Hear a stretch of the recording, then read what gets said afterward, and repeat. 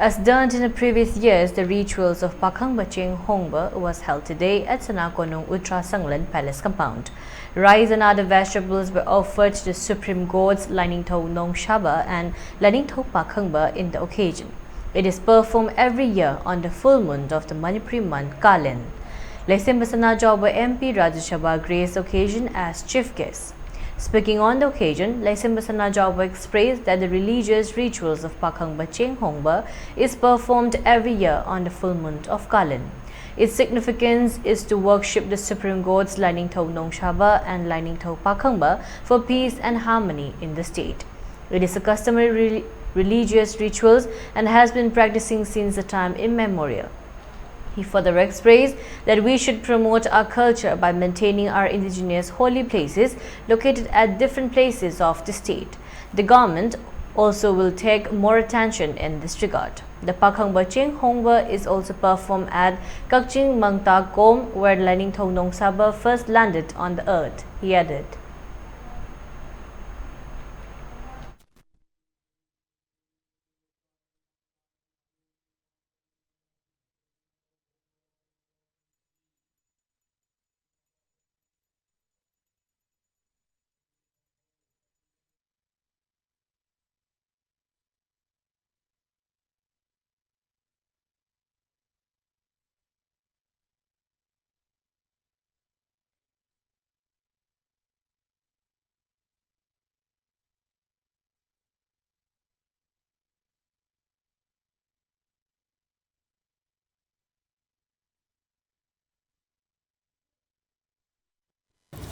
Masi Sanakonung ki maikei dagi ina mut sinjaraga masi sengwatpa sagatpa isi yam mathau tai maramdi aikogi tungi mirol da masi aikoina amuk sindaram gadoribani